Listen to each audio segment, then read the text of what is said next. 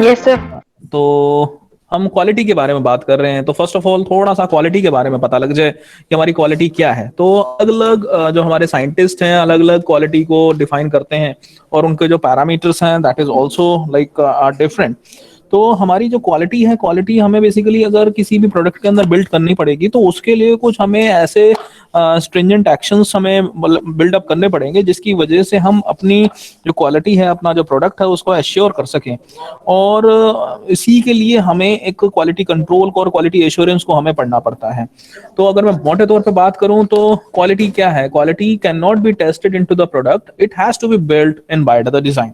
तो इसीलिए हमारा माइंड जो सेटअप है वो यही है कि अब अगर हम मोटे तौर पे बात करते हैं तो हम यही कहते हैं कि किसी अच्छी कंपनी का कोई प्रोडक्ट लेंगे तो इसका मतलब उनकी जो डिजाइन है, जो स्पेसिफिकेशंस हैं, जो गाइडलाइंस हैं वो उन्होंने प्रॉपर फॉलो की हैं, और उसकी वजह से ही वो प्रोडक्ट को अच्छे तौर पे कंसीडर कर पा रहे हैं, और उनका जो प्रोडक्ट है वो मार्केट में इसकी वजह से ही काम कर पाता है। कुछ ऐसी प्रॉब्लम्स भी आती हैं क्वालिटी को लेकर जिसको कि हमें कंट्रोल करना बहुत जरूरी है, उसको एनालाइज करना बहुत जरूरी है, उनके स्टेप्स को मेजर करना बहुत जरूरी है, तभी तो जाके हर चीज में इंप्रूवमेंट आएगी। No doubt, like nobody is perfect, but ये है कि वो परफेक्शन तो हमें अचीव करना पड़ेगा।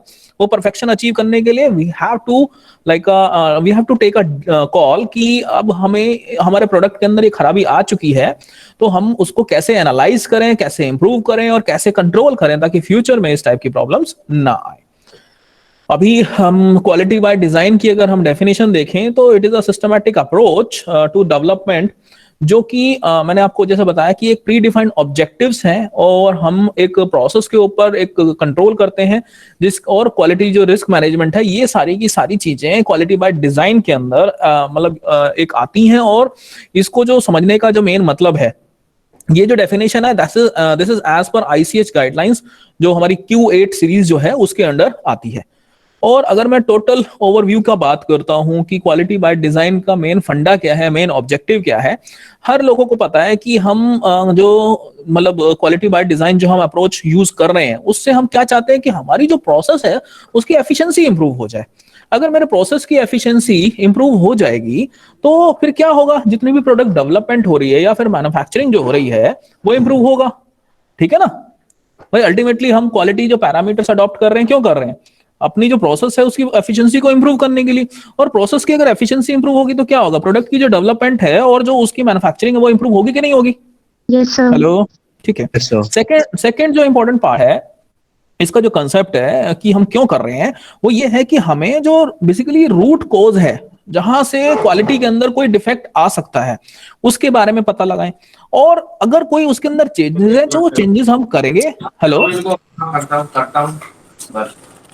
Hello, yes sir. कुछ साउंड आ रहा था बाहर से, पता शायद नहीं, आई किसी थिंक का किसी। कैमरा ऑन था।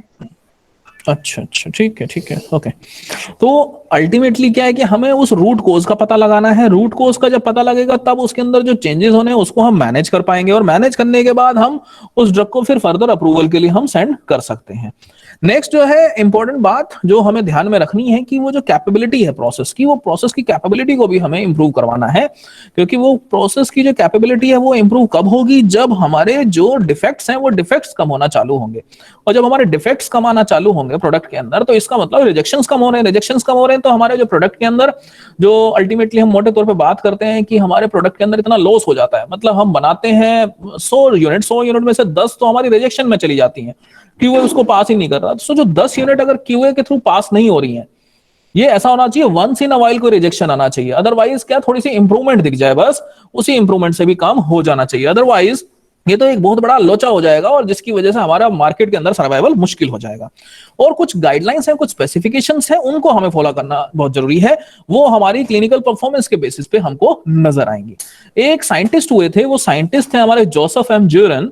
इन्होंने अब बहुत सारे क्वालिटी बाय डिजाइन के ऊपर कुछ पब्लिकेशंस लिखे। उन्होंने ये बताया कि the concept of QBD, इसको हम शॉर्ट फॉर्म में QBD बोलेंगे, was mentioned in ICH Q8 guidelines, जो कि क्या कहती हैं, वो ये कहती हैं कि हमारा जो प्रोडक्ट है उसकी हमें क्या करना है, to identify the quality can not be tested in product, that is quality should be inbuilt into the product by design. तो हम डिजाइन जो हमारी प्रोसेस है उसको हम इतने अच्छे तरीके से यूज करें कि उसके अंदर हमारा कोई डिफेक्ट ना आ पाए। बेनिफिट्स क्या है क्यूबीडी के, एडवांटेजेस क्या हैं, वो देखिए। सबसे पहला बेटर अंडरस्टैंडिंग जो हो जाएगी प्रोसेस की, जिसकी वजह से जो डिफेक्ट्स हैं वो कम आएंगे, तो बैच के अंदर फेलियर्स कम होंगे, और more efficient and active control of changes, तो हमें वो पता लग जाएगा। एंड सबसे इंपॉर्टेंट बात मैंने आपको बताया, जब डिफेक्ट्स कम आना चालू होंगे तो क्या होगा, जो हमने इन्वेस्टमेंट की है ना, वो प्रॉपर रहेगी और कॉस्ट सेविंग भी प्रॉपर रहने वाली है। इसके अलावा कुछ एडिशनल अपॉर्चुनिटीज रहती हैं, वो क्या है कि reduction of post approval submission. हम बाद में जो मतलब हमारे पास बाद में आती हैं, जैसे हमने अपना कोई गाइडलाइंस फॉलो की थी या नहीं की थी, आई डोंट नो, लेकिन कई बार जो मतलब हमारे पास बाद में आती हैं, जैसे हमने अपना कोई गाइडलाइंस फॉलो की थी या नहीं की थी, आई डोंट नो, लेकिन बाद में हमें कई बार मार्केट से विड्रॉ करना पड़ता है प्रोडक्ट, वो बाद में पता लगती है चीजें। अगर हम क्वालिटी बाय डिजाइन को फॉलो करेंगे तो उसमें हमारा जो पोस्ट अप्रूवल सबमिशन है वो भी बच जाएगा। इसके अलावा more efficient technology transfer to the manufacturing. Basically अगर मैं टेक्नोलॉजी ट्रांसफर की बात करता हूं, नाम से समझ में आ रहा है टेक्नोलॉजी का ट्रांसफर होना है, मतलब एक चीज जो हमने अडॉप्ट की है, जो हमने यूज की है, जो बनाई है, उसका R&D से जब प्रोडक्शन के अंदर ट्रांसफर होता है तो this is known as technology transfer. मतलब R&D में कोई चीज या F&D में फॉर्मुलेशन एंड डेवलपमेंट में कोई चीज तैयार की गई है, उसको हमें उसको हमें ट्रांसफर करवाना है कहां पे, हमें प्रोडक्शन के अंदर। खाली मॉलिक्यूल की डिस्कवरी ही खाली काम थोड़ा ना है बेटा, उसकी मैन्युफैक्चरिंग भी प्रॉपर तरीके से हो, ये भी तो हमको ध्यान में रखना है। तो उसके लिए हमें क्या ध्यान रखना पड़ेगा कि वो एफिशिएंटली ट्रांसफर हो जाए। इसके अलावा रिस्क बेस्ड अप्रोच जो है वो एक मायने रखती है, और उसका आइडेंटिफिकेशन, एंड साथ में innovative process validation approach. Student ये जो लास्ट पॉइंट है ये बहुत इंपॉर्टेंट है, प्रोसेस वैलिडेशन। प्रोडक्ट वैलिडेशन पहले चलता था, अब प्रोसेस वैलिडेशन पे हम आ चुके हैं कि अगर मेरी प्रोसेस वैलिडेट रहेगी तो फिर मुझे कोई भी दिक्कत नहीं आएगी, क्योंकि मैं हर स्टेप पे उसको अच्छे तरीके से उसके सारे के सारे टेस्ट कर रहा हूं, और जो टेस्ट करने के बाद जो निष्कर्ष निकल रहा है उससे मैं कंक्लूजन एक ड्रॉ कर सकता हूं कि मेरा जो प्रोडक्ट है वो बिल्कुल परफेक्टली वैलिडेट है, इसके अंदर रिजेक्शन के चांसेस ना के बराबर है। अब बात करते हैं हम ऑब्जेक्टिव्स के, जो कि मैंने अभी आप लोगों को डिस्कस किए कि मेन ऑब्जेक्टिव्स क्या हैं, जो की ऑब्जेक्टिव्स मैंने आप लोगों को अभी बताए। सबसे पहला मेन ऑब्जेक्टिव है क्यूबीडी का, एंश्योर करना क्वालिटी प्रोडक्ट्स को, और जिसकी वजह से हमें उसकी जो परफॉर्मेंस होती है या फिर जो उसके एट्रीब्यूट्स होते हैं उनको हमें प्रॉपर पढ़ना चाहिए, उसकी पूरी की पूरी हमें नॉलेज होनी चाहिए, तभी जाके हम एंश्योर कर पाएंगे। And from this knowledge and data process measurement and desire attributes में बी कंस्ट्रक्टेड। अब ऊपर की नॉलेज आएगी तो वी कैन प्लान समथिंग ना, कि हमें ये चीजें किस तरीके से और कैसे फॉलो अप लेना है, और ensure combination of product and process knowledge gain during that development. तो उस डेवलपमेंट का भी हमको ख्याल में रखना है। तो मोटे तौर पे जो ऑब्जेक्टिव निकल के आते हैं ये थोड़ा सा इन्होंने मतलब ब्रॉडली वैसा बताया गया है, लेकिन इन शॉर्ट अगर आप लोगों को ऑब्जेक्टिव माइंड में रखने हैं तो मोटे तौर पे क्या है कि एफिशिएंसी को इंप्रूव करना प्रोसेस की, सेकंड जो है रूट कोज एनालिसिस करना, थर्ड जो है प्रोसेस की कैपेबिलिटी को एनहांस करना और प्रोडक्ट के डिफेक्ट्स को रिड्यूस करना, और क्वालिटी स्पेसिफिकेशन को एट पार लेके आना, उसको फॉलो करना, अगर उसके अंदर कोई कमी है तो उसको पूरे अच्छे तरीके से कंट्रोल करके उसको निभाना। Is it clear? Yes, sir. Yes, sir. तो क्वालिटी बाय डिजाइन, अगर समवन विल आस्क यू कि why you are reading quality by design and why you are performing quality by design, तो सबसे पहले आप बोलेंगे कि एफिशिएंसी प्रोसेस की इंप्रूव हो जाएगी, जिससे कि प्रोडक्ट डेवलपमेंट और मैन्युफैक्चरिंग में फायदा मिलेगा। पहला पॉइंट क्लियर है? Yes, sir. Yes, sir. Second point क्या है? रूट कोज एनालिसिस पता लगेगी, जिसकी वजह से अगर उसके अंदर कोई चेंजेस भी आएंगे तो वो चेंजेस अच्छे होंगे और हमें पोस्ट अप्रूवल चेंजेस नहीं भेजने पड़ेंगे, मैं पहले से ही अपने प्रोडक्ट के अंदर इंप्रूवमेंट करके उसका अप्रूवल करा लूंगा। Clear second point? Yes, sir. Clear, sir. Third point Yes, क्या कहता है? वो ये कहता है कि जो प्रोसेस की कैपेबिलिटी है, प्रोसेस की कैपेबिलिटी को एनहांस करना। प्रोसेस की कैपेबिलिटी एनहांस होगी तो डिफेक्ट क्या होंगे प्रोडक्ट के? कम से कम आएंगे। क्वालिटी एश्योरेंस सेल मतलब पूरा 100% हमारा क्वालिटी प्रोडक्ट देगा, और जिसकी वजह से जो वेरिएबिलिटी आती थी प्रोडक्ट के अंदर, वेरिएशन जो आती थी वो आनी बंद हो जाएगी, चाहे वो वेट वेरिएशन हो टेस्ट या फिर और कोई सा भी डिसोल्यूशन या डिसइंटीग्रेशन टेस्ट ही क्यों ना हो। और इन द एंड हमें एक मीनिंगफुल क्वालिटी स्पेसिफिकेशन प्रोडक्ट की पता लग जाएगी, जिसकी वजह से प्रोडक्ट की जो थेरापेटिक वैल्यू है वो वेरिएशन नहीं दिखाएगी। अब मैं बात कर रहा था जो आईसीएच गाइडलाइंस की, वो आईसीएच गाइडलाइंस यहां पे हैं Q8 की। या आप लोगों ने याद किया होगा जहां तक मेरे को लगता है, आईसीएच Q8 क्या है? फार्मास्यूटिकल डेवलपमेंट के बारे में है, जिसके अंदर हमें जो ड्रग प्रोडक्ट है उसकी डेवलपमेंट के बारे में इंक्वायरी की जाती है बाय यूजिंग सम प्रिंसिपल कि हमें ड्रग डिस्कवरी कैसे होगी, ड्रग डेवलपमेंट में किन किन एट्रीब्यूट्स का हमें को ख्याल रखना है। तो ये सारी की सारी चीजें Q8 सीरीज में आएंगी। फिर आता है Q9 क्वालिटी रिस्क मैनेजमेंट। अगर क्वालिटी रिस्क मैनेजमेंट की बात करूं तो इसके अंदर कुछ क्वेश्चंस पूछे जाते हैं कि हम कैसे असेस करेंगे रिस्क को, सबसे पहले तो ये पता होना चाहिए। फिर कंट्रोल कैसे करेंगे रिस्क को, उसके बाद रिव्यू कैसे करना है, और हमें क्वालिटी रिस्क जो है उसको मैनेज कैसे करना पड़ेगा। तो how to assess, how to control, how to review and how to manage, ये इसके अंदर 4 इंपॉर्टेंट चीजें हैं जो कि आपको ध्यान में रखनी है। कौन सी? How to assess the risk and how to control, how to review and how to manage. Next आता है Q10 which is your pharmaceutical quality system. ये क्या कहता है क्वालिटी सिस्टम? कि हमें ओवरऑल फार्मास्यूटिकल क्वालिटी सिस्टम नाम से समझ में आ रहा है कि इसकी मेन रोल क्या है। इसका मेन रोल है कि हमें कैसे प्रोडक्ट की क्वालिटी को इंप्रूव करना है, प्रोसेस की जो एफिशिएंसी है उसको कैसे इंप्रूव करना है। ये सारी की सारी चीजें Q10 के अंदर पढ़ने को मिलेंगी। फिर आता है Q11 development and manufacturing of drug substance. Drug substance हमारे केमिकल मॉलिक्यूल्स भी हो सकते हैं, इसके अलावा बायोलॉजिकल प्रोडक्ट भी हो सकते हैं और हमारे बायोटेक्नोलॉजिकल प्रोडक्ट भी हो सकते हैं। इसके लिए हमारा starting from the raw material and end up to final, इनको पहले तो क्या है कि उस वाली चीजों को देखना बहुत जरूरी है, उसके बाद उसको वैलिडेट करना बहुत जरूरी है। और जब हमारा वैलिडेशन हो जाएगा प्रोसेस का तो फिर कोई प्रॉब्लम हमारी नहीं आने वाली। तो आई होप आप लोगों को इन जो 4 मैंने आपको बताए इसके बारे में समझ में आ चुका होगा कि इसके अंदर हमें किन किन चीजों का ख्याल रखना है। क्लियर? आवाज आ रही है? Yes, Yes, sir. ठीक है। अभी हम बात करते हैं की एस्पेक्ट्स ऑफ क्यूबीडी। इसके अंदर हमें किन किन चीजों का ख्याल रखना है। जैसे कि मैंने आपको बताया था कि कुछ इसके ना कुछ सिलेक्टेड एलिमेंट्स हैं। वो एलिमेंट्स क्या हैं? सबसे पहला टारगेट प्रोडक्ट प्रोफाइल। कौन सी? क्वालिटी टारगेट प्रोडक्ट प्रोफाइल, जिसके अंदर हम सर्टिफाइड जो हमारा बेसिकली इसके अंदर एक सिस्टम होता है वो आइडेंटिफाई करता है क्वालिटी एट्रीब्यूट्स को। टारगेट प्रोडक्ट प्रोफाइल का जो मेन लॉजिक है वो क्या करना है कि हमारे जो क्वालिटी जो एट्रीब्यूट्स हैं उसको आइडेंटिफाई करना। एंड नेक्स्ट है क्रिटिकल क्वालिटी एट्रीब्यूट्स। ये क्रिटिकल क्वालिटी एट्रीब्यूट्स जो हैं ये क्या करते हैं? हमारे जो प्रोडक्ट डिजाइनिंग है और जो इनका आइडेंटिफिकेशन है उसमें हमारी हेल्प करते हैं। फिर आता है रिस्क का assessment, after the design space, फिर control strategy and after this life cycle management. तो इन सारी चीजों का इसके अंदर ख्याल रखा जाता है। तो मोटे तौर पे अगर मैं बात करूं तो 4 जो पैरामीटर है जिसका हमें ख्याल रखना, सबसे पहला QTPP जिसका मतलब है quality target product profile. Second आता है हमारा क्रिटिकल मटेरियल एट्रीब्यूट्स जिसको हम CMA के नाम से जानते हैं या फिर क्रिटिकल क्वालिटी एट्रीब्यूट्स। नेक्स्ट जो आता है वो आता है process design and identify critical process parameters. Critical process parameters इसके अंदर आते हैं, जिसके अंदर अब मैं अगर बात कर रहा हूं कि अगर हमें क्रिटिकल प्रोसेस पैरामीटर अडॉप्ट करने हैं तो पैरामीटर को अडॉप्ट करने के लिए हमारे पास एक क्वालिटी ऑडिटर भी होना चाहिए। क्योंकि मैं क्वालिटी एश्योरेंस सेल की जब बात करता हूं तो इसके अंदर quality auditor important role play करता है। ऑडिटर का काम क्या होता है आप सब लोग जानते हो? किसी को पता है ऑडिटर का काम क्या होता है? कोई बताएगा बेटा? हेलो, कोई है? हाँ बेटा, हेलो, चेक करना सर। हाँ चेक करना। ये इतनी ठंडी आवाज में कौन बोल रहा है? किसको गला खराब हो गया है भाई? किसकी तबीयत खराब है आज?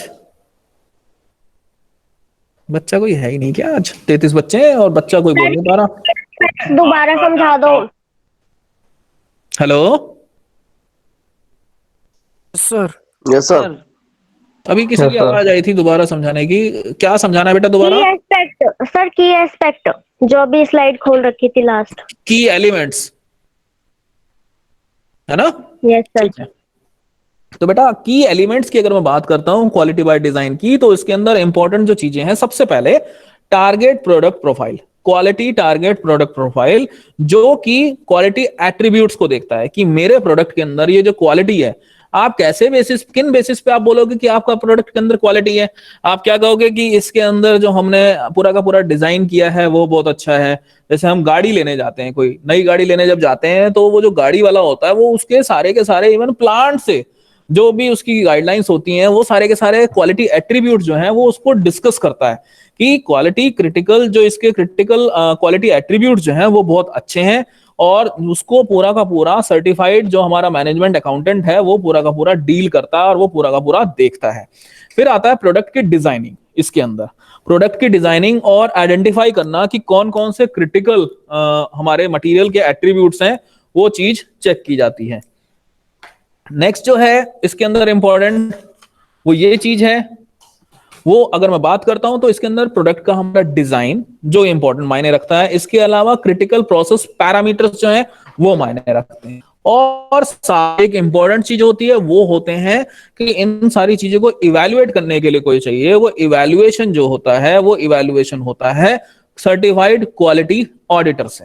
और सर्टिफाइड क्वालिटी ऑडिटर का काम क्या है कि वो एक बंदा अपॉइंट किया जाता है स्पेशली, जिसका काम ही सारे के सारे इंस्पेक्शंस को देखना होता है, ठीक है ना। और वो सारे के सारे काम और इंस्पेक्शन देखे जाते हैं जिसकी हेल्प से हम अश्योर कर पाते हैं कि ये हमारा जो प्रोडक्ट है ये बिल्कुल अच्छा है। नेक्स्ट अगर मैं मोटे तौर पे बात करता हूं तो उसके अंदर एक और इंपॉर्टेंट चीज आती है, उसके कंट्रोल की स्ट्रैटेजी क्या है। कंट्रोल की स्ट्रैटेजी की अगर मैं बात करता हूं तो इसके अंदर हमारे जो एक्टिव फार्मास्यूटिकल इंग्रेडिएंट हैं, active pharmaceutical ingredient will play an important role, क्योंकि आप एपीआई जहां से निकला वो ए है, एपीआई के सारे टेस्ट, क्योंकि मैं starting from the raw material की बात करता हूं और बाहर जो एक्सीपिएंट्स हैं, एक्सीपिएंट्स के सारे टेस्ट, नेक्स्ट जो हमारा फाइनल ड्रग प्रोडक्ट जो बनेगा उस सारे के सारे टेस्ट, तो ये आपको ध्यान में रखने बड़े जरूरी हैं। मतलब इन टोटल अगर मैं बात करूं तो प्रोसेस के हर एक उस पर पूरा का पूरा कंट्रोल लगाना जरूरी है। तो यहां पे आप लोगों को ध्यान में रखना है कि ये चीज जो है इंपॉर्टेंट है, और इसको हमें ध्यान में नहीं रखना, नहीं रखेंगे तो फिर काम नहीं चलेगा, ठीक है। तो इन टोटल मैं फिर से ब्रीफ करता हूं पूरी की पूरी चीजें। सबसे पहली चीज क्या आ गई, quality product profile, quality target product profile, second number पे प्रोडक्ट डिजाइन। सही नहीं आ रही सर आपकी। बेटा मेरी आवाज तो बिल्कुल सही आ रही है। सही है सर। आई थिंक आपके यहाँ पे नेटवर्क की कुछ प्रॉब्लम है बेटा शायद, ठीक है। बीच बीच में कटती है वैसे।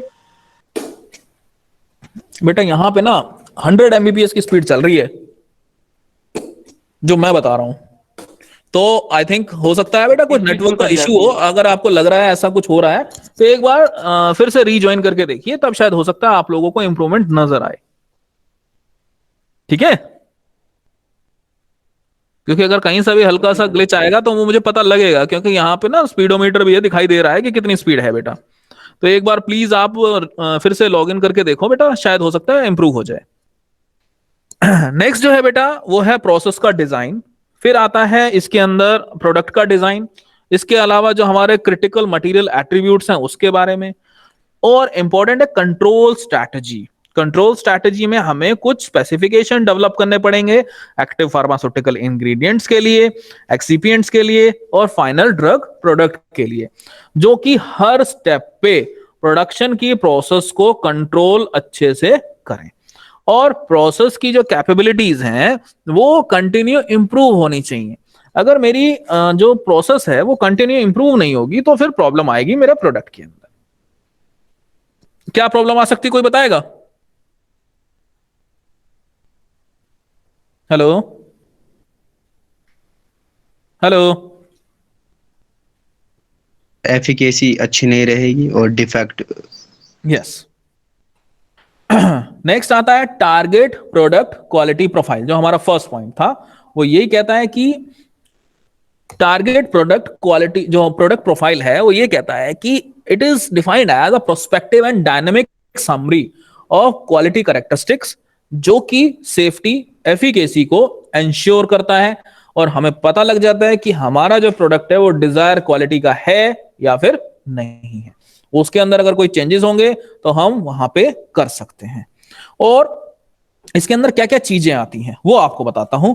इसके अंदर हमारा प्रोडक्ट का यूज वो पता लगता है, कौन से रूट ऑफ एडमिनिस्ट्रेशन से वो लिया गया उसके बारे में पता लगता है, डिजायर्ड डोसेज फॉर्म कौन सा बनना चाहिए इसके बारे में पता लगता है, और कौन सा सिस्टम ड्रग डिलीवरी के लिए यूज हुआ है वो पता लगता है, डोज की स्ट्रेंथ क्या है वो पता लगती है, कंटेनर क्लोजर कौन से लेने हैं वो पता लगते हैं, और साथ में जो ड्रग रिलीज होगा उसकी फार्माकोकाइनेटिक क्या होगी इसके बारे में पता लगेगा, और साथ में ड्रग की स्टेबिलिटी, ड्रग की प्योरिटी, ड्रग की स्टेरिलिटी और ड्रग की रिलीज। ये 4 इंपॉर्टेंट चीजें जो कि आपको ध्यान में रखनी है।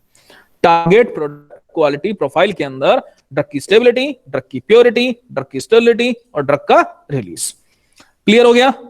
क्या चीज 4 चीजें हैं जो मायने रखती हैं? स्टेबिलिटी, प्योरिटी स्टेरिलिटी और drug release. And strength of dose. सबसे पहले उसकी स्टेबिलिटी, सेकंड नंबर पे प्योरिटी, फिर उसकी स्टेरिलिटी, फिर उसका ड्रग रिलीज, और साथ में डोज की स्ट्रेंथ कितनी है, कौन कौन से हमारे कंटेनर क्लोजर उसके अंदर यूज किए जा रहे हैं, साथ में ड्रग की फार्माकोकाइनेटिक्स क्या है, ये एक्स्ट्रा एडिशनल चीजें भी हमें इसके अंदर पता लग जाती हैं। अब हम बात करते हैं हमारा जो टारगेट प्रोडक्ट प्रोफाइल जो है, ये जो मैंने आप लोगों को ये सारी चीजें बताई हैं कि इसके अंदर और कौन कौन सी चीजें आती हैं, डोसेज फॉर्म के बारे में, रूट ऑफ एडमिनिस्ट्रेशन के बारे में, स्ट्रेंथ के बारे में, ड्रग की रिलीज के, ड्रग के pharmacokinetic as well as pharmacodynamic characteristic के बारे में, और फार्मास्यूटिकल एलिगेंस के बारे में कि हमारा प्रोडक्ट कौन से डोसेज फॉर्म में कन्वर्ट किया जा सकता है, वो सारी की सारी चीजें भी, और ऑर्गेनोलैप्टिक एडिटिव्स कौन कौन से चाहिए उसके लिए, वो सारे पैरामीटर्स इसके अंदर इंक्लूड रहेंगे। अब हम बात करते हैं क्रिटिकल क्वालिटी एट्रीब्यूट्स, जिसको हम प्यार से क्या बोलते हैं, CQA। पहला क्या था हमारा, QTPP, quality target product profile, और हमारा CQA क्या है, क्रिटिकल क्वालिटी एट्रीब्यूट्स। इससे नेक्स्ट स्टेप जो है हमारा, जो हमारा क्वालिटी टारगेट प्रोडक्ट प्रोफाइल है, उसका नेक्स्ट स्टेप क्या है, CQA। और CQA क्या कहता है, it is a physical, chemical, biological और माइक्रोबायोलॉजिकल। ठीक है ना? CQA has been defined as a physical, chemical, biological और a microbiological property और उस प्रोडक्ट की characteristic that should be within an appropriate limit, range और distributed, जिससे कि हमारे प्रोडक्ट की क्वालिटी इंश्योर की जा सके। अगर उसके अंदर कोई भी लिमिट से फालतू जाएगा तो टेस्ट को फेल कर जाएगा, और उसके अंदर ड्रग डिस्ट्रीब्यूशन प्रॉपर अमाउंट में नहीं होगा तो भी फेल कर जाएगा। तो इन टोटल आप लोगों को समझ में आना चाहिए कुछ ये एट्रीब्यूट्स, मतलब उससे रिलेटेड फैक्टर्स कौन कौन से हैं जो कि उसके काम में आएंगे। और मोटे तौर पे अगर मैं बात करूं तो इसके अंदर जो क्वालिटी एट्रीब्यूट्स हैं वो कौन कौन से हैं ड्रग प्रोडक्ट के। सबसे पहला है ड्रग का आइडेंटिफिकेशन, सेकेंड नंबर पे उसकी परसेंटेज प्योरिटी, फिर आती है कंटेंट यूनिफॉर्मिटी, फिर आती है उसकी ड्रग रिलीज प्रोफाइल। मतलब ये वो मैं फैक्टर बता रहा हूं जिसकी वजह से मैं अपने प्रोडक्ट की क्वालिटी को इंश्योर कर सकता हूं या फिर अपने प्रोडक्ट की क्वालिटी को रिजेक्ट कर सकता हूं। अगर मेरा प्रोडक्ट सबसे पहले आइडेंटिफिकेशन टेस्ट अगर पास नहीं करेगा तो क्या मैं नेक्स्ट स्टेप पे लेके जाऊंगा ड्रग को? यस और no? No sir. Second, percentage purity claim है 90%, प्योरिटी क्लेम है 99%, लेकिन मेरी निकल के आ रही है 90%, तो क्या मैं उस ड्रग प्रोडक्ट को कबूल करने वाला हूं? बिल्कुल नहीं करूंगा। कंटेंट यूनिफॉर्मिटी बोल रखी थी इतनी आनी चाहिए, वो भी नहीं आई, वेरिएशन मिल गई तो भी नहीं करूंगा। तो ये सारे एट्रीब्यूट्स हैं, ये सारे फैक्टर्स हैं, ये सारे रीजंस हैं जिसकी वजह से मैं कह सकता हूं कि मेरे प्रोडक्ट के अंदर भैया यहां पे प्रॉब्लम आ रही है, तो ये मेरे प्रोडक्ट की क्वालिटी को, जो कि क्वालिटी टारगेट प्रोडक्ट प्रोफाइल के लिए मैं डील कर रहा था, वो उसको अचीव नहीं करने वाली। तो इसके अंदर आइडेंटिफिकेशन ऑफ ड्रग, उसकी परसेंटेज प्योरिटी, उसकी कंटेंट यूनिफॉर्मिटी, इसके ड्रग का डिग्रेडेशन, माइक्रोबियल लेवल्स कितने होने चाहिए, मॉइस्चर कंटेंट कितना होना चाहिए, और उसकी फिजिकल प्रॉपर्टीज में जैसे कि कलर हो गया, उसका शेप हो गया, उसकी साइज हो गई, उसकी फ्राइबिलिटी हो गई, उसके अंदर कोई चेंजेस तो नहीं आ रहे। तो ये सारी की सारी चीजें मेरे को उसके अंदर चेक करनी है। ठीक है? अब बात करता हूं, हमारा जो तीसरा स्टेप है वो है क्रिटिकल प्रोसेस पैरामीटर। अगर मैं क्रिटिकल प्रोसेस पैरामीटर की बात करता हूं तो क्रिटिकल प्रोसेस पैरामीटर अपने आप में ही एक बहुत बड़ा अपने आप में ही एक बहुत अच्छी चीज है, जो कि इन वेरिएशंस को, देखो क्या इसकी डेफिनेशन है, parameter whose variability have an impact on CQA and therefore should be monitored or controlled to ensure the process produces the desired quality। तो CPP का काम यही है कि पूरी की पूरी जो एफिशिएंसी है उसको इंश्योर करता है कि हमारा जो CQA है, CQA के जितने भी पैरामीटर्स हैं, उसकी जो वेरिएशंस हैं, उसका क्या इंपैक्ट होने वाला है उसको देखेगा। प्रोसेस की जो रोबस्टनेस है वो क्या कहलाएगी, कि किसी एक प्रोसेस की जो एबिलिटी है, ability of a process to demonstrate acceptable quality and performance and tolerate variability in inputs at the same time. तो ये उस प्रोडक्ट की और उस प्रोसेस की क्या कहलाएगी, रोबस्टनेस कहलाएगी। अभी इसके अंदर एक और चीज निकल के आएगी, वो हमारी होती है जो हमारे CQA जो मैंने बात की है, CQA होता है हमारा क्रिटिकल क्वालिटी एट्रीब्यूट्स। इसके अलावा एक होता है CMA, वो होता है क्रिटिकल मटेरियल एट्रीब्यूट्स। और इसके अलावा एक होता है CPP, वो होता है सर्टिफाइड प्रोटेक्शन प्रोफेशनल्स। तो ये कुछ चीजें हैं जो कि मिलके हमारी पूरी की पूरी क्वालिटी को डिफाइन कर पाएंगे। मैं एक इन शॉर्ट अगर बात करूं ना, क्वालिटी बाय डिजाइन जो हमारा चलता है वो कुछ मतलब सबसे पहले हमें क्या चाहिए होता है, हमें डिजायर्ड प्रोडक्ट जो आउटकम चाहिए, पहले उसके बारे में हमको ध्यान रखना पड़ेगा कि हमें किस टाइप की क्वालिटी चाहिए प्रोडक्ट के अंदर, सही चाहिए या खराब चाहिए, मॉडरेट चाहिए। उसके लिए मेरे को सारे के सारे क्वालिटी एट्रीब्यूट्स को आइडेंटिफाई करना पड़ेगा। और आइडेंटिफाई करने के बाद मैं क्या देखूंगा कि हमें जो CMA है, CMA का जो हमारे क्रिटिकल मैनेजरियल जो एट्रीब्यूट्स हैं, जो मटेरियल एट्रीब्यूट्स हैं, उनका CQA के ऊपर क्या फर्क पड़ने वाला, इसके बारे में मैं डील करूंगा। इसके बाद मैं आइडेंटिफाई करूंगा कि हमारे जो प्रोसेस पैरामीटर हैं, प्रोसेस पैरामीटर के जो वर्किंग है वो सही है या नहीं है, उसको देखूंगा। और जब ये पता लग जाएगा तो मैं कहां कहां से वेरिएशन आ रही है, मेरे सोर्स में वेरिएशन आई या मेरे फाइनल प्रोडक्ट के अंदर वेरिएशन आई, तो मैं उसको कंट्रोल कर पाऊंगा। और जब मैंने वो चीज कंट्रोल कर ली तो फिर क्या होगा, मेरे पास जो क्वालिटी निकल के आने वाली है, भाई मेरे को ये पता है मेरा प्रोडक्ट यहां से आया और यहीं से खराब हुआ है ना, कि आइडेंटिफिकेशन टेस्ट में ही फेल हो गया, तो मैं वहां शायद उस वाली कंपनी का मैं प्रोडक्ट ही कभी नहीं मंगाऊंगा। या फिर जो वेरिएशन है वो परमिसिबल रेंज की होनी चाहिए, जो कि इंडियन फार्माकोपिया नहीं, या फिर जो रिलेटेड जिस कंट्री का प्रोडक्ट है उसके फार्माकोपिया में वो मेंशन जरूर हो, अदरवाइज फिर ये प्रॉब्लम खड़ी हो सकती है। फिर आती है हमारी रिस्क मैनेजमेंट। रिस्क मैनेजमेंट की बात करूं, हेलो आप लोग हैं ना बेटा? Yes sir. Yes sir. Yes sir. तो फिर मैं बात करता हूं रिस्क मैनेजमेंट की। तो रिस्क मैनेजमेंट मतलब अगर मैं मोटे तौर पे हमारा जो परफॉर्मेंस जो है वो सारी की सारी यहीं से एसेस होती है। मैंने इसके अंदर कुछ बताया था कि सबसे पहले कैसे हो रही है वो जो प्रॉब्लम है, तो उसके बारे में डिस्कस करते हैं। तो quality risk management is a systematic process जिसके अंदर हम क्या करते हैं, असेसमेंट करते हैं, कंट्रोल करते हैं, कम्युनिकेट करते हैं, रिव्यू करते हैं, ठीक है ना। जो रिस्क है जिसकी वजह से मेरे प्रोडक्ट के अंदर, मेरे प्रोडक्ट की साइकिल, लाइफ साइकिल जो है, जिसकी वजह से मेरा प्रोडक्ट जो शेल्फ लाइफ तक जो पहुंचता है, उसके अंदर कौन कौन से इंपॉर्टेंट रिस्क फैक्टर्स हैं जो मेरे प्रोडक्ट को खराब कर सकते हैं, उसके बारे में मैं पूरा का पूरा पता लगाता हूं। और जो इनिशियल लिस्ट है पोटेंशियल पैरामीटर्स की, जो कि CQA को अफेक्ट कर सकते हैं।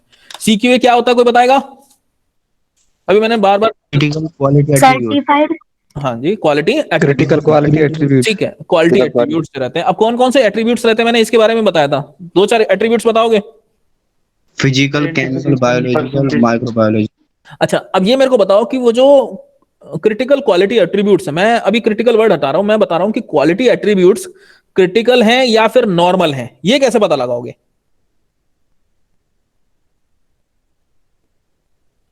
क्रिटिकल प्रोसेस पैरामीटर से सर। नहीं, थोड़ा सा मतलब एक आध कोई एग्जांपल देके अगर कोई समझाने की कोशिश करें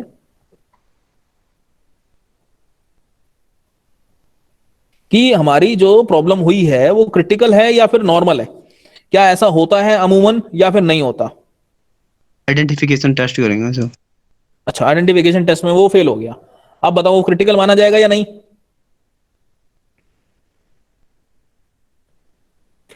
मानी जाएगी सर क्रिटिकल। बेटा क्रिटिकल वो तब मानी जाएगी जब आने वाले और जो स्टेप्स हैं, सपोज करो कई बार ऐसा होता है आइडेंटिफिकेशन टेस्ट जो है वो रॉ मटेरियल का है, हमारा रॉ मटेरियल के सपोर्ट में खाली केमिकल टेस्ट नहीं चलेगा, क्योंकि आप लोगों ने देखा होगा इंडियन फार्माकोपिया 2018 का जो लेटेस्ट एडिशन है, लेटेस्ट एडिशन ये कह रहा है कि जो आइडेंटिफिकेशन टेस्ट जो खाली केमिकल टेस्ट जो होते थे उसको हटाकर अब उन्होंने यूवी और IR और HPLC टेस्ट पे लेके आ गए हैं रिलायबिलिटी को चेक करने के लिए। क्योंकि कई बार ऐसा होता है केमिकल टेस्ट जो है वो हमारा उस वाले पार्ट पे रोल प्ले इंपॉर्टेंट नहीं कर पाते। कई बार जो केमिकल्स होते हैं, केमिकल्स का कई बार जैसे हम सपोज करो लैब के अंदर ही केमिकल रखे हुए हैं, वहां पे डिग्रेडेशन हो गया और हमने जब टेस्ट करके देखा तो उसी डिग्रेडेड प्रोडक्ट से ही हमने टेस्ट करके देखा और हमारा टेस्ट फेल हो गया। और इसी के बेसिस पे अगर हमने वापस माल लौटा दिया तो इट इज नॉट राइट।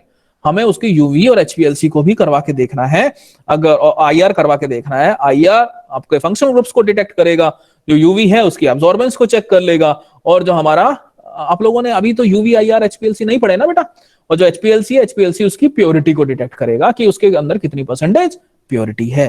तो ये 3 पैरामीटर्स अब नए क्वालिटी एट्रीब्यूट्स आ चुके हैं किसी भी ड्रग प्रोडक्ट को सिलेक्ट करने के लिए। ठीक है बेटा, तो हमें वो खाली एक ही टेस्ट के बेसिस पे रिजिड नहीं होना है, नो डाउट वो उसका फैक्टर है, और वो इंपॉर्टेंट फैक्टर है कि आइडेंटिफिकेशन टेस्ट वहां से हमें गेस दे देगा कि भैया यहां से प्रॉब्लम स्टार्ट हुई थी, और वो हमने फिर यूवी और IR और HPLC के थ्रू उसको हमने वैलिडेट भी करा लिया, तो ये प्रॉब्लम वाकई में क्रिटिकल है, तो इसको वापस भेज देना चाहिए। Is it clear? Clear sir. अब मैं बात करता हूं, 3 चीजें हमारी आती हैं निकल के। अब रिस्क मैनेजमेंट की हमने बात की है, तो रिस्क के अंदर हमें क्वालिटी रिस्क जो हमारा असेसमेंट है वो बनाना पड़ेगा, और उसके लिए हमें कुछ गाइडलाइंस डिसाइड करनी पड़ेंगी जो हमारी रिस्क को एसेस करने के लिए होती हैं, कि हम कैसे रिस्क को एसेस करेंगे, और उसको एक्सेस करने के लिए हमारे पास क्या चीजें हैं कि हम पता लगा पाए कि हम वाकई में रिस्क में हैं। जैसे मैं स्टूडेंट के पॉइंट ऑफ व्यू से बोलता हूं, तो जो रिस्क का जो असेसमेंट है, रिस्क के असेसमेंट के लिए स्टूडेंट को क्या चाहिए, रिजल्ट जो कैसा आ रहा है ना, हम उस पर ही तो डिसाइड करते हैं कि अगर हमारा रिजल्ट सही नहीं आ रहा तो हम कह देते हैं कि हमारे प्रोडक्ट के अंदर क्वालिटी नहीं है, और हमारा जो प्रोडक्ट बन रहा है तो वो फिर थोड़े से हाई रिस्क पे है, वो हमारे ड्रग की प्रोडक्ट की क्वालिटी को मतलब इम्पैक्ट डाल सकता है। और ये साइंटिफिक नॉलेज के बेसिस पे किया जाता है। अगर साइंटिफिक नॉलेज अच्छी होगी और सारे क्रिटिकल वेरिएबल्स के बारे में अगर हमें पता होगा, उसको हम तभी कर पाएंगे, और अदरवाइज फिर हमें करने में बहुत ज्यादा दिक्कत आएगी। इसके अंदर हमें कुछ मॉडल्स भी अपनाने पड़ते हैं। वो जो मॉडल्स होते हैं वो होते हैं फेलियर मोड इफेक्ट एनालिसिस। कौन से होते हैं? Failure mode effect analysis. और इसके अलावा एक और मॉडल है इसके अंदर, hazard analysis and critical control points. तो ये अभी आप इसके जो टूल्स पढ़ेंगे जब हम क्वालिटी के, तो उसके अंदर आएंगे, या हम आगे इसको डिटेल में पढ़ने वाले हैं। फिर आता है हमारा डिजाइन स्पेस की बात करते हैं। डिजाइन स्पेस ये एक अगेन इंपॉर्टेंट चीज है, जो हमारा डिजाइन का स्पेस है, क्योंकि हम काम किससे चालू करेंगे? हम काम चालू करेंगे हमारी एक फार्मा इंडस्ट्री से, और फार्मा इंडस्ट्री इन्हीं सारी चीजों को चेक करता है, देखता है। तो ICH की जो Q8 गाइडलाइन है वो ये कहती है the design space is multi dimensional combination, जिसके अंदर सारे मटेरियल आएंगे। मटेरियल के जो एट्रीब्यूट्स हैं, कौन से? CMA। क्या क्या है इसके अंदर? हमारे इसका क्या नाम होता है? इसका क्रिटिकल मटेरियल एट्रीब्यूट्स, जो कि ये बताता है कि हमारा जो मटेरियल आया है उसका पार्टिकल साइज डिस्ट्रीब्यूशन कैसा है, उसकी जो शेप है वो कैसी है, क्रिस्टलाइन है या फिर अमॉर्फस है, हार्डनेस कितनी है प्रोडक्ट के अंदर, हमारी बल्क डेंसिटी कितनी है, टैप डेंसिटी कितनी है, उसकी जो ब्रिटलनेस है वो कितनी है, मॉइस्चर कंटेंट कितना है। तो ये सारे के सारे पैरामीटर्स हम CMA के अंदर पढ़ेंगे, और ये जो CMA है ये डिसाइड करेगा फिर फर्दर हमारे जो प्रोडक्ट की क्वालिटी है वो कितने लंबे टाइम तक विदस्टैंड कर पाएगी। और working within the design space is not considered as change. Movement out of the design space is considered to be a change, and वो जो चेंज होगा वो आपको एक्सेप्ट करवाना पड़ेगा। ऐसा नहीं है कि खाली आपको लगा और आपने बोल दिया और वो एक्सेप्टेंस हो गई। नो, एक्सेप्टेंस के लिए टाइम लगेगा। उसके लिए आपको पता है कि प्रॉपर अप्रूवल सिस्टम होते हैं, अप्रूवल सिस्टम के थ्रू जाना पड़ेगा। जब अप्रूवल्स मिल जाएंगे तभी जाके ही आप आगे अपने जो प्रोडक्ट की या फिर प्रोसेस की या फिर डिजाइन की कहीं से भी आप चेंजेस कराना चाहते हैं, तभी आपको एप्लीकेशन सबमिट करके ही कराना पड़ेगा। तो इसीलिए हर जगह डॉक्यूमेंटेशन का रोल इंपॉर्टेंट हो जाता है, और खास तौर पे किसके अंदर? हम जब बात करते हैं क्वालिटी एश्योरेंस के अंदर, और इसका नाम क्या है? Quality by design. तो इसके अंदर ये अब हमारे लिए बहुत इंपॉर्टेंट है, कंट्रोल स्ट्रैटेजी। हेलो, आप लोग हैं बेटा? Yes sir. Yes sir. तो कंट्रोल की स्ट्रैटेजी की अगर मैं बात करता हूं, तो कुछ डाटा जो हमारा जनरेट होता है, जो कि हमारा काम करता है पूरे के पूरे प्रोडक्ट को सही करने के लिए, इसके अंदर कुछ अलग अलग टाइप के लेवल्स होते हैं। वो जो लेवल्स हैं, इसमें सबसे पहली चीज जो आती है वो आती है प्रोसेस एनालिटिकल टेक्नोलॉजी। ठीक है ना? ये हमारे कंट्रोल का सबसे इंपॉर्टेंट तरीका है। क्या है? आपकी पैट पैट के नाम से इसको हम जानते हैं, और उसका नाम है प्रोसेस एनालिटिकल टेक्नोलॉजी, जो कि सारे क्वालिटी एट्रीब्यूट्स को देखेगी, जो हमारे इनपुट है मटेरियल उनके एट्रीब्यूट्स को देखेगी, और जहां जहां पे एडजस्ट करना है उनको ऑटोमेटिकली एडजस्ट करती जाएगी, और साथ में हमारी जो स्पेसिफिकेशंस हैं, जो हमारी गाइडलाइंस हैं, जिससे कि हमारे प्रोडक्ट की प्रोसेस और जो प्रोडक्ट की जो क्वालिटी है वो हमारी एंश्योर रहे, उससे मैच करके देखा जाता है। और इस टाइप की जो प्रोसेस है वो हमारी प्रोसेस एनालिटिकल टेक्नोलॉजी कहलाती है, जिसका मेन काम डिजाइनिंग, एनालाइजिंग, कंट्रोलिंग, ये 3 इंपॉर्टेंट पैरामीटर रहते हैं, और in due course of time, क्योंकि यहाँ पे टाइम मेजरमेंट की बहुत इंपॉर्टेंट भूमिका रहती है, तो हमें यहाँ पे टाइम को एक इंपॉर्टेंट पैरामीटर मानते हुए ही सारा का सारा काम करवाना है। फिर एक और लेवल आता है इसके अंदर, वो आता है कि हमें एम्फेसिस देनी है प्रोसेस एंड प्रोडक्ट को, ठीक है, और जो उसका डिजाइन है उसके ऊपर पूरी की पूरी, जिससे कि ड्रग की क्वालिटी इंश्योर की जा सके। पहले लेवल पे सारे एनालिटिकल टेस्ट देखेंगे, एनालिटिकल टेक्नोलॉजी देखेंगे। सेकंड लेवल पे हम प्रोसेस एंड प्रोडक्ट की पूरे के पूरे डिजाइनिंग देखेंगे, जो कि हमारी फार्मास्यूटिकल प्रोसेस के लिए यूज किया गया है। और ये क्या करेगा? ये करेगा इवैल्यूएट एंड एंश्योर करेगा क्वालिटी को इन प्रोसेस और फाइनल प्रोडक्ट को, जो कि हमारे डाटा के हिसाब से एट्रीब्यूट जितने में मिले हुए हैं प्रोसेस कंट्रोल के या फिर मटेरियल के, वो आपस में मैच कर पा रहे हैं या फिर नहीं कर पा रहे। फिर आता हमारा नेक्स्ट टाइप। नेक्स्ट टाइप क्या कहता है? The control strategy can include the following elements, जिसके अंदर हमारे procedural controls, in process control, इसके अलावा जो लॉट बाहर निकलेगा उसकी टेस्टिंग, प्रोसेस की पूरी मॉनिटरिंग, उसकी पूरी करेक्टराइजेशन और स्टेबिलिटी टेस्टिंग। तो जो प्रोडक्ट की जो स्पेसिफिकेशन है और जो स्टेबिलिटी की जो टेस्टिंग है, ये अपने आप में एक बहुत इंपॉर्टेंट पार्ट है। तो अगर मैं प्रोसेस की कैपेबिलिटी और इंप्रूवमेंट की बात करता हूं, ठीक है ना, प्रोसेस की कैपेबिलिटी और इंप्रूवमेंट की अगर मैं बात करूंगा, तो उसके अंदर हमें कुछ चीजें डिफाइन करनी पड़ेंगी। वो डिफाइन क्या करनी पड़ेंगी कि हमारी जो प्रॉब्लम है वो प्रॉब्लम क्या है, उसके स्पेसिफिक गोल्स क्या थे, प्रॉब्लम अराइज क्यों हुई, साथ में जो की एरियाज हैं उसके बारे में हम इसके अंदर चर्चा करेंगे, डाटा की एनालिसिस करेंगे, और क्या किस वजह से ये हुआ उसके बारे में पूरी की पूरी एनालिसिस हम करने वाले हैं। और साथ में एक और इम्पोर्टेंट पार्ट हम देखेंगे कि हमारे जो रिजल्ट्स निकले हैं उसका इवैल्यूएशन करके देखना पड़ेगा, क्योंकि हमारे रिजल्ट के अंदर खाली अभी तो हमारा काम ऐसा होता है कि हमने जो प्रैक्टिकल है वो कर लिया और काम खत्म हो गया, स्टूडेंट वहां से काम चालू होगा, क्योंकि वो टेस्टिंग के लिए कहां पे जा रहा है, दैट मैटर्स अ लॉट। जैसे सपोज करो हमारे पास कोई भी चीज की अवेलेबिलिटी नहीं है, तो हम उसको टेस्ट कराने के लिए कोई ऐसी एक रिसर्च लैब में भेजते हैं जिसके पास ऑलरेडी अप्रूवल्स हो।